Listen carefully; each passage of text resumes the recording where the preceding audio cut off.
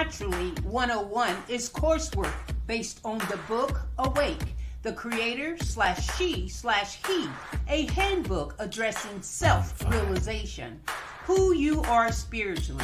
The course includes the book Awake, terms to remember, and a quiz to check your understanding. Take it in private at your leisure. So enroll today and never again ask, who am I? Let's change the conversation so real change can take place.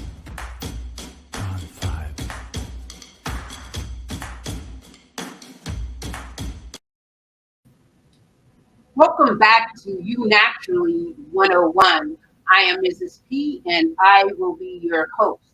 I am the author and the writer of the books He Lives, a Living Testimony, and Awake, the creator slash she slash he. It's a handbook addressing self-realization. And also the coursework 101. First, I would like to thank the Creator and the Sacred Feminine, and I also would like to thank you, my students, my LinkedIn, Facebook, Goodreads, Instagram, Twitter, and Facebook friends. Every 3 months, I give away 3 of my books and my courseware through my main website. You can go there to enter to win. This month's winners were Mr. Larry Richardson from New Jersey and Miss Monique from McDonough, Georgia.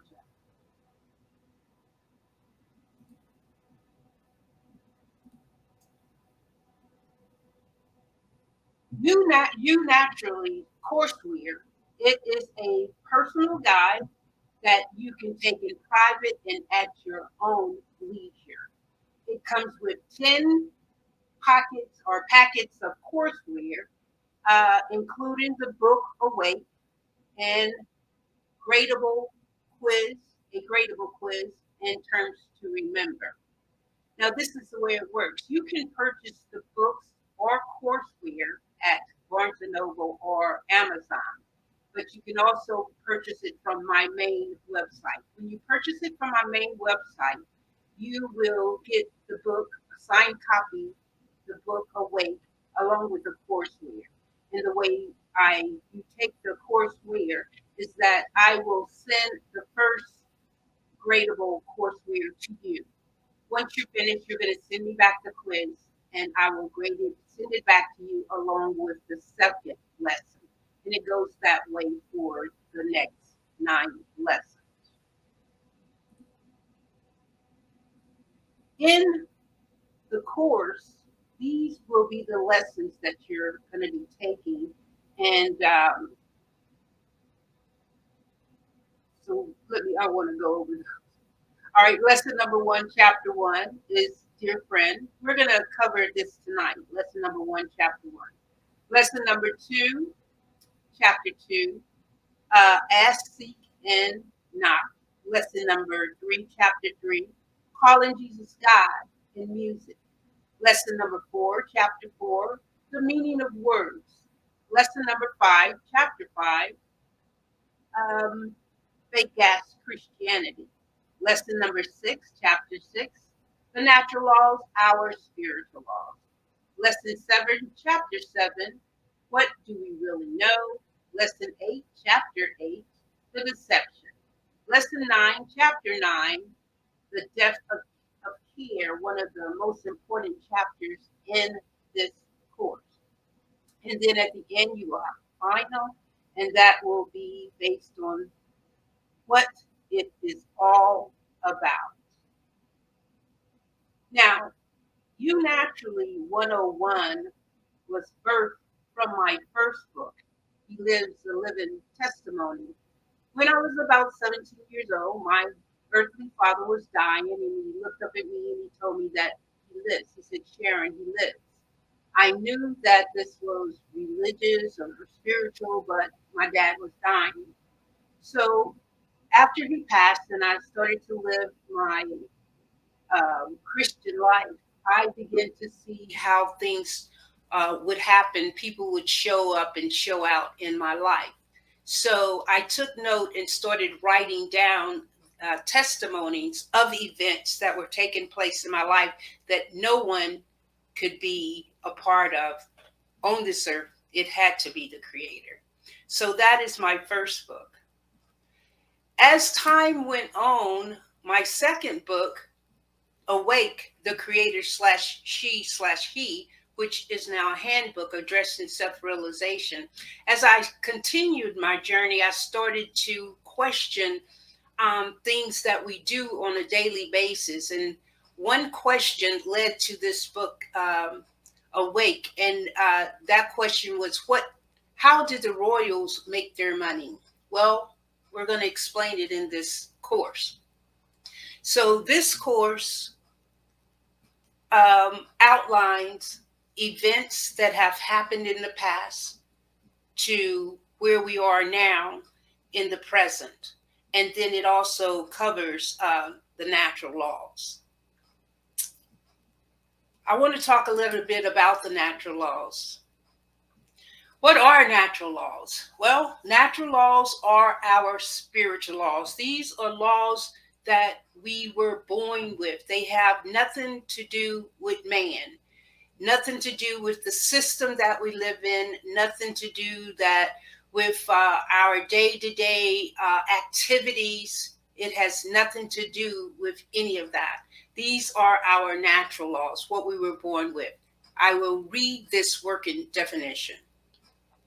Natural laws, our spiritual laws, are a set of universal, inherent, objective, non-man-made, eternal, and immutable conditions which govern the consequences of behavior of beings, with the capacity for understanding the difference between harmful and non-harmful behavior. We were born with knowing right from wrong. And the understanding of the natural laws is centered upon bringing our conscience, our own conscience, into alignment with objective morality. And objective morality means definitely knowing which behaviors are right because they do not harm other beings, and then which behaviors are wrong because they do harm other beings. So this is the crutch of the course, is when you finish taking the course, not only will you be abreast of all sorts of events that have us living a life other than the natural laws, but it frees you as it freed me. All right. Tonight's lesson or chapter is on Dear Friends. As I was writing the book, of course, I had these questions myself. And if you have these questions, you can comment in the comment section, and then we can talk about it further when I'm finished with the broadcast tonight. And we can go from there. But the first question was, have you been seeking and searching many books, articles, and software programs, etc., on how you fit into this place called Earth? Maybe, maybe not. When I was very young, I knew something was up.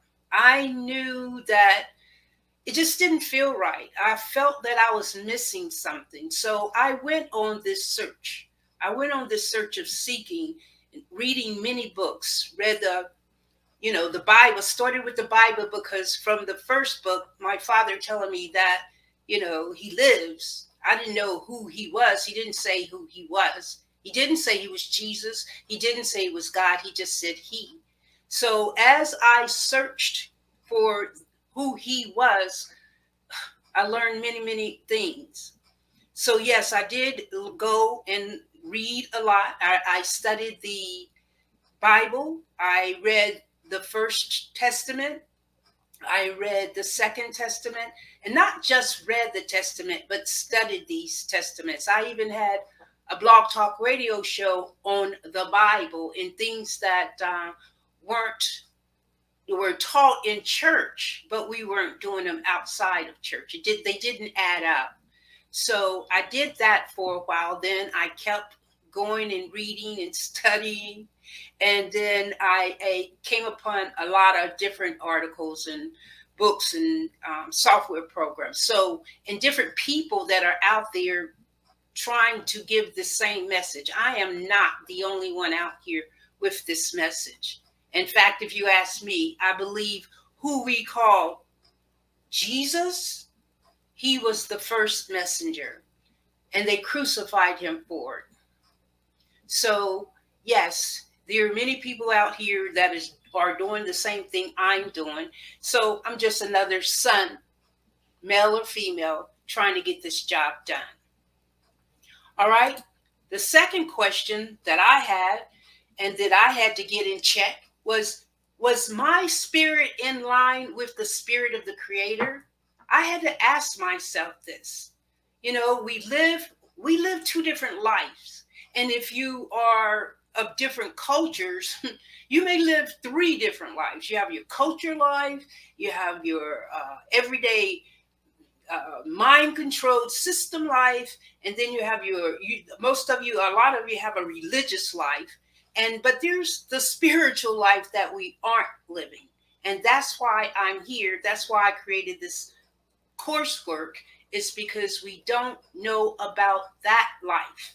And once we know about that life, it frees up all the other lives. It frees up culture. It frees up the system, the mind control that we go through of waking up, work, and eat, sleep, wake, work, eat, sleep. It shows all that up. It frees you up from that, and it frees you up from the religion that we go to every Sunday. It frees you up from all of that. I am not here telling you not to have your religion. If you need to have your religion, have your religion. I am here to tell you that there is natural laws taking place, whether you have religion or not. Okay? So know that. All right, the next question: have your questions about who and why you are been answered? Are you questioning, seeking about who am I? Where am I? Why am I on this earth? Am I on this earth to have children? Am I on this earth to be rich? Am I on this earth to make sure to take care of all the trees and the leaves and the nature? Why am I here? If you haven't asked yourself that question, you might want to ask yourself that question. Why am I here? Well, it's real simple why you're here. You're here to learn who you are. You're here to, once you learn who you are, then be able to tell others who they are, because at this critical time on this earth, people need to know who they are. You're not cultural. You're not of any race. Natural laws has nothing to do with race. Natural laws has nothing to do with religion. And natural laws has nothing to do with your day-to-day life, other than helping you consciously know who you are and how to carry out that life. So, yes, that was another question. Question number 4: have your trials and tribulations allowed you to grow? We have trials and tribulations daily. You know, I have trials and tribulations daily. We are always saying there's always something, always something. That's what we repeat to ourselves all the time. But do you keep getting those trials and the same trials and tribulations over and over again? If you're getting those same trials and tribulations over and over again, then something's wrong. Because remember, if you keep doing the same thing over and over again, expecting different results, that's called what?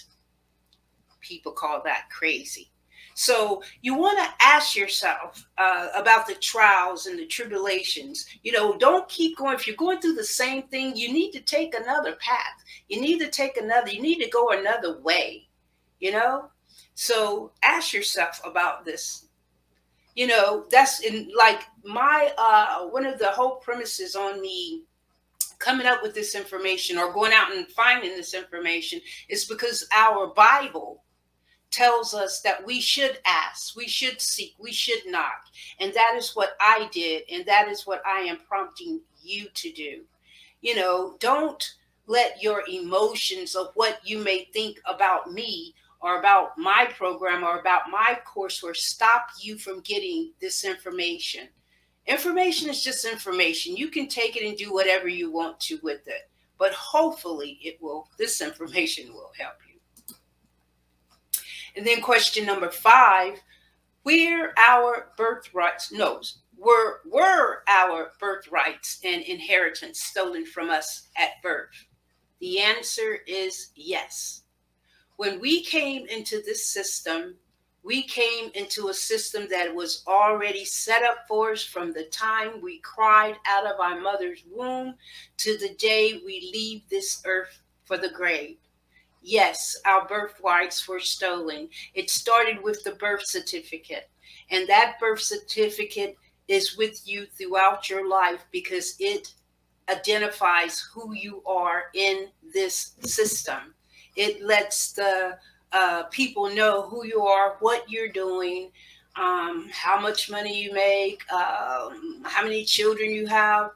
This is that is part of the system that is where your birth rights were stolen.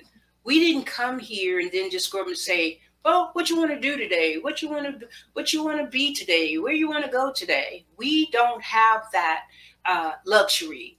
When we wake up, we have to either go to work, school, or a job, and that school and a job is the same thing. But doing those three, or church, maybe I should say that. But doing those mundane things day in and day out is the process of us losing our inheritance. And that inheritance was your birthright. That inheritance was the natural laws. You came here with laws that no man can touch. And you need to know about those laws. And then question number 6, are we persons or sons? Are you a person? Are you a son? Well, let me show you something. This was a chart, or not really a chart, but a poster that I created from my studies about the person. These things characterize are the characteristics of a person.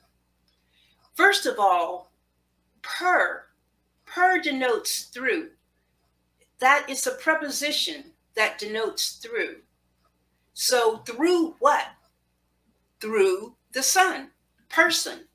Through the Son, what we live, what we do, how we walk, talk, and act in what I call the mind control system. We're living out a person. We're not living out the Son. The Son is the natural being. The person is the one that gets up and follows a routine every day in order to live. All right? A person is an adverb and not a noun. Person's not a person, place, or thing. It's an adverb. It's not a noun. A person is someone with a mask acting on a stage. My name is Sharon Pelham, and I'm acting on the stage today. I'm going out to be an instructor, and I'm going to teach children or students how to do keyboarding. I do this as the person, not as the son, but the person.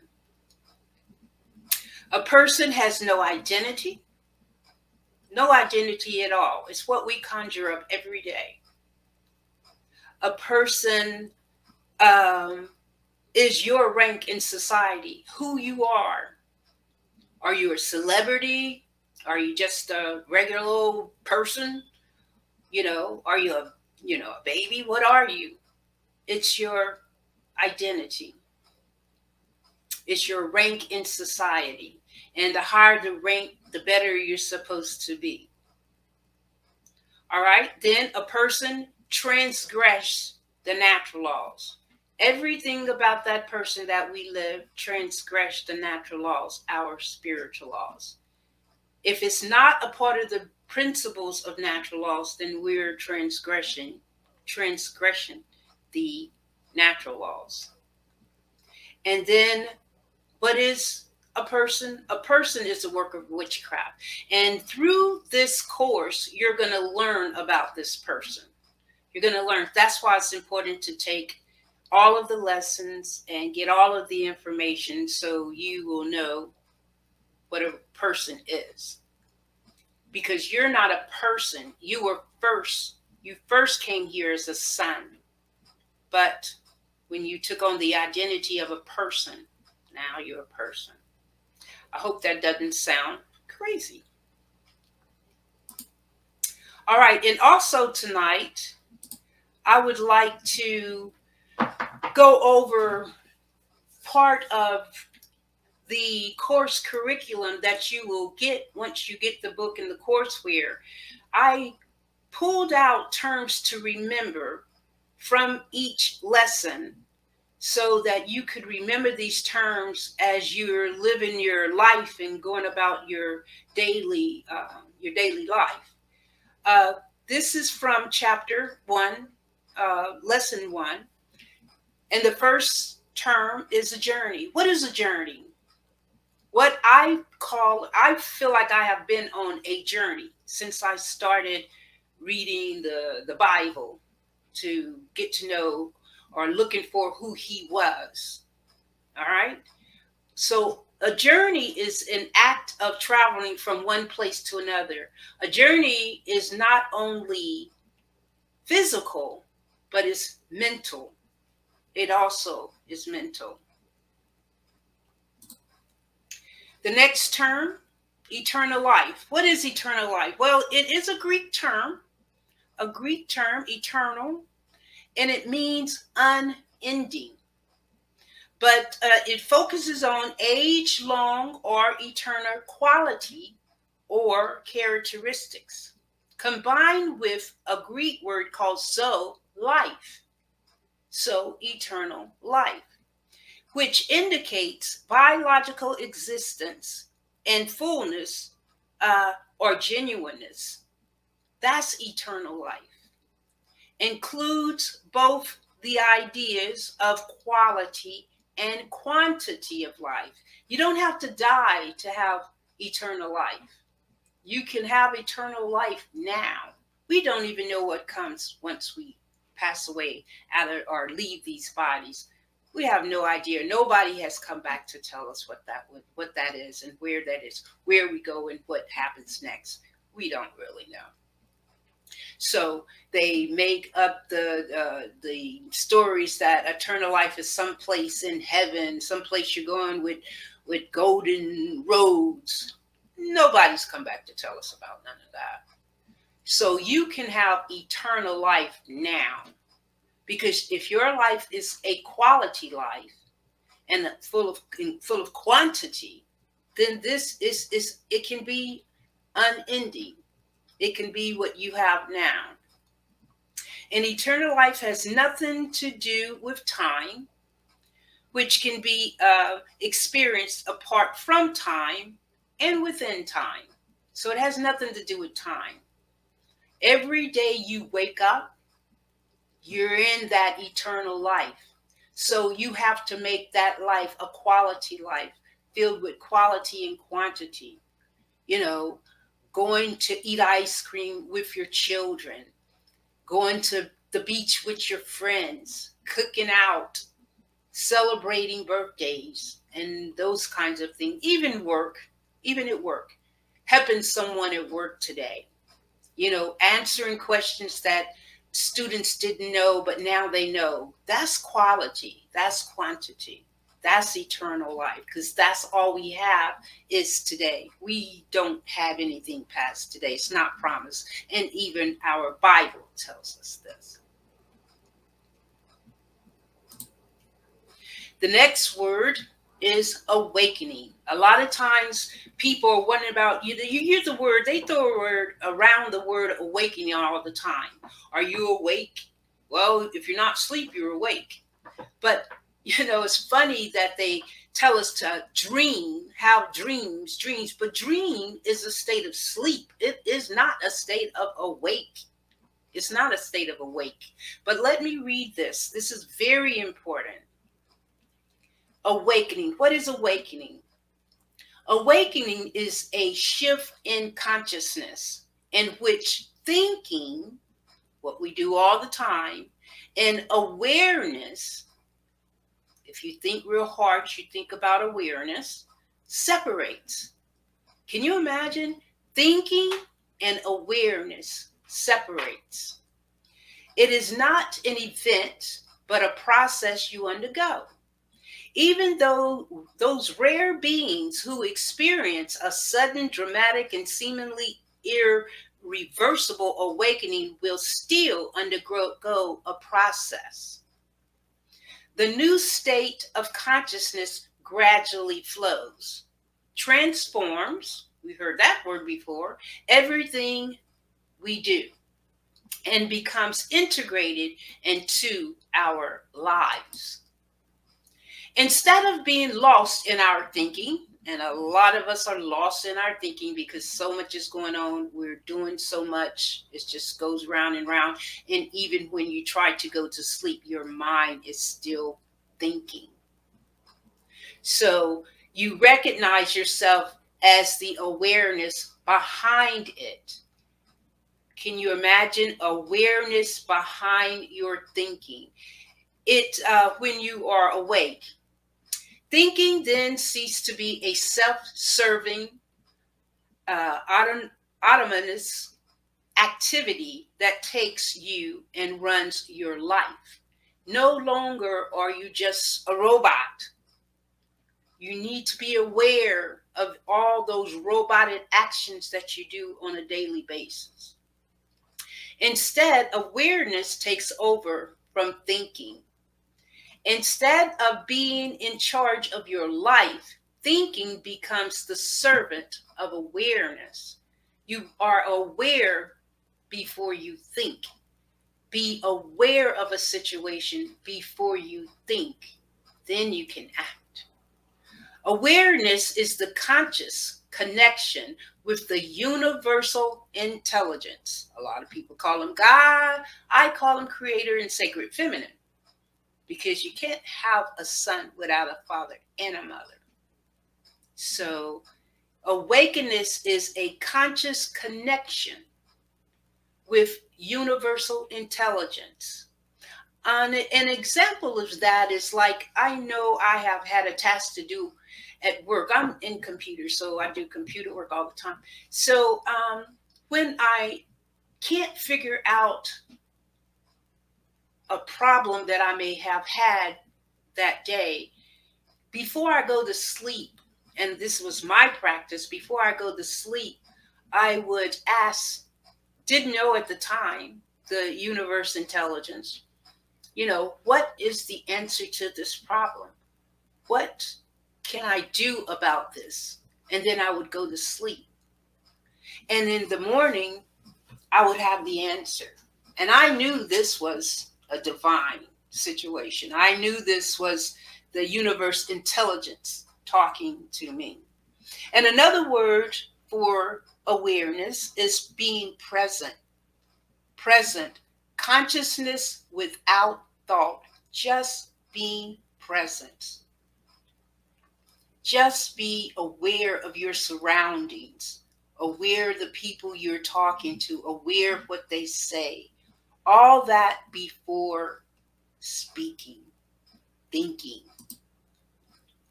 Now, the initiation of the awakeness process is an act of grace, unmerited favor. Heard of that? You cannot make it happen or prepare yourself for it or accumulate credit towards it. Although your mind would love that, there isn't a tidy sequence of logical steps that leads forward or towards it. You don't have to become worthy first. It may come to the sinner before the saint, but not necessarily. There is nothing you can do about awakening.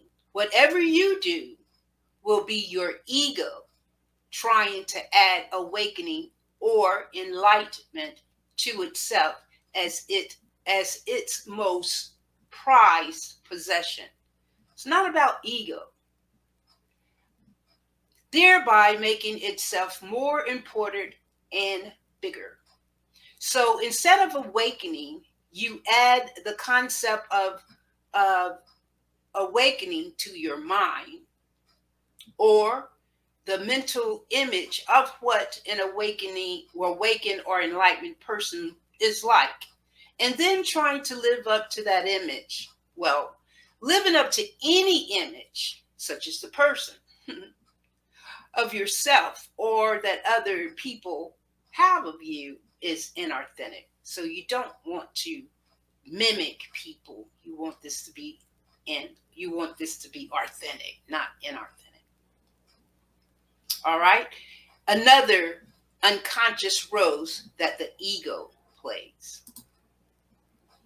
Only the first awakening, the first glimpse of consciousness without thought, happens by grace, without any doing on your part.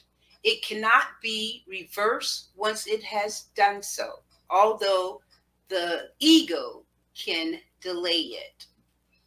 For some, the awakening happens as it suddenly becomes aware of the thoughts they habitually think, especially persistent negative thoughts. We know about that many have been identified with all of their lives. Suddenly, an awareness is aware of the thought, but it is not a part of it. Once you have had a glimpse of awareness or presence, you know it firsthand. It is no longer just a concept in your mind. You can consciously choose to be present rather than to indulge in useless thinking. You can invite presence into your life, that is, to make space. With the grace of awakening comes responsibility. You can either try to go on as if nothing happened, or see its significance and recognize the arising awareness of the most important thing that can happen to you. Opening yourself to the emerging consciousness and bringing its light into this world becomes a primary purpose in your life. And you will get this once you know the natural laws, the spiritual laws, all this will make even more sense. So while you are perhaps still waiting for something significant to happen in your life, you may not realize that the most significant thing that can happen to a human being has already happened within you. The beginning of the separation process of thinking and awareness.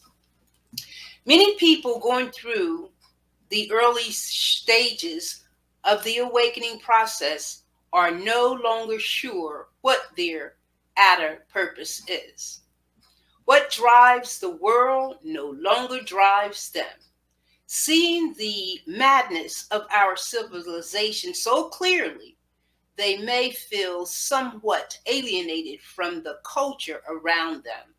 Some think that they inhabit a no man's land between two worlds. I felt like this a lot in my journey, along my journey, until I, got it all together. Felt like this a lot. The ego no longer runs them.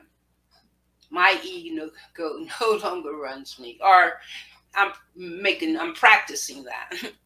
Yet the arising awareness has not yet fully integrated into our lives. Inner and outer purposes have not yet merged. You may find yourself there. That maybe that's why you're here. And I got this from the excerpt from A New Earth Awakening to Your Life Purpose by Eckhart Tolle. And that was 2005. That's a good book. You may want to go out and purchase that. The next term is a guiding light. What's a guiding light? A guiding light is an exemplary principle. Presumably, this expression refers to the light of the lantern or beacon guiding someone through the dark. I look at myself now as a guiding light for those that do not and have not heard of natural laws, and guiding them through the dark, bringing them out of the world of culture and religion and education and media and race, and the list can go on. I see myself as a guiding light. Another term, trained. How did we get this way? Well, we got this way because we've been trained since birth. Having been taught a particular skill or type of behavior through practice and instructions over a period of time. Grades 1 through 12, indoctrination. College 1 through 4, more indoctrination. And then we go to the jobs to get trained, more indoctrination. Next, programmed. Programmed and trained goes along with each other, really. Program, a teaching method in which the material to be learned is broken down into easily understandable parts. That's why we have grades 1 to 12, college 1 to 4, and some people longer, and then graduate school, PhD, can go on and on, because that's part of the program. And the indoctrination. Indoctrination means that you're not trained. You're not really trained to think. You're just learning a process. You're being indoctrinated. You're learning what you need to be saying, what you should be doing, not just being, and not just thinking, and not being aware. And then the word occult. This is occult. Occult is not a bad word. It is knowledge of secret, hidden information. And that is what I am revealing in this course. Knowledge. Knowledge can be good. Knowledge can be bad. All right. Now what I would like to do is just open up the full floor or the broadcast to you. If you have any questions or comments out there, feel free to put it in the comment section. If not, I would like to thank you for listening in today for Chapter 1, Lesson 1, or Lesson 1, Chapter 1, Dear Friend. The next lesson coming up, Ask, Seek, and Knock. It gets better, people. Do come back. Do come back to my website and get the course. Very informative course. All right, if there's no questions, I will leave you with this closing.